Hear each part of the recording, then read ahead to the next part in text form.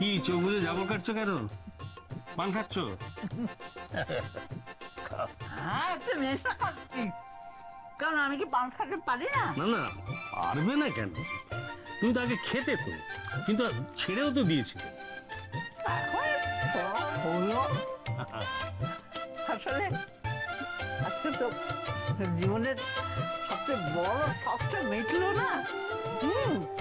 এই জন্যই সেই আনন্দে ভালো একটু খাই। লোকে তো ওই আনন্দ করে ফুর্তি করে কত পান করে, আমি তো মাত্র পানই খেলুম। আরে তুই খাবি? অল্প কি আনিয়েছি দে। না না না না, আমি খাবো।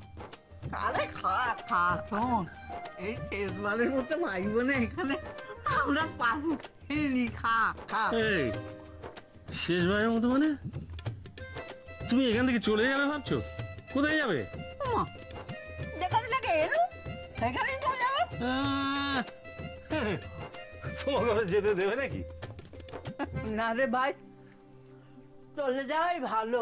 অন্তত যাবার সময় সুখের পরশটা তো নিয়ে যেতে পারবো। জানি না আজ এই বাড়িতে কি আছে আর কাল কি হবে, কিছুই তো জানি না। আরে না না না না, তুমি একদম ভেবো না, কোনো গন্ডগোল হবে না। রাজলক্ষ্মী আছে না, রাজলক্ষ্মী কোনো গন্ডগোল হতে দেবে না, তুমি দেখো। কোনো ভরসা নেই ভাই, আমার নিজের কপালটা তো আমি জানি। আচ্ছা তুমি কি ভাবছো, ওরা তোমাকে যেতে দেবে? হ্যাঁ, আগের বার তো তোর বৌমারা আমাকে কুলোর বাতাস দিয়ে বিদে করেছিল, এবারে আমার কপালে কার বাতাস কোন বাতাস দিয়ে লেখা আছে ভগবান ছাড়া কেউ বলতে পারবে না। আর নাট বউরা? ওরা তো এখন এসেছে, ওরা তো বর্তমান কাল, ভবিষ্যতেও থাকবে।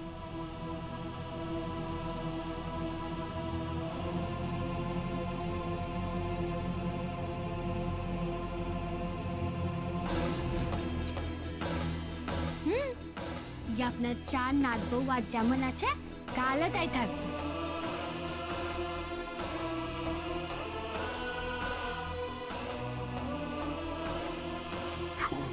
মুড়ি দিদি বলছে নাকি চলে যাবে। যেতে দিলে তো? আমি যখন চলে যাবো তাতে আটকাবি কি করে? যে আপনাকে পেছন থেকে বুড়ি ঠাম্মা বলে ডেকে যে আপনি দাঁড়াবেন না। মা মনে বারণ, তুই কাকে লক্ষ্য করে নিয়ে এলি? কোনো মানুষ যখন শুভ কাজে যায় তাকে যে পিছু রাখতে নেই সেটাও জানে না।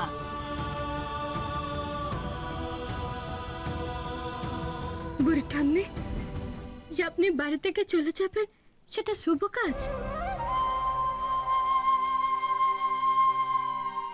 না, তাহলেও পিছু ডাকতে নেই। ডাকবো না, কিন্তু এইভাবেই আপনার পথ আগলে দাঁড়াবো। পারবেন যেতে?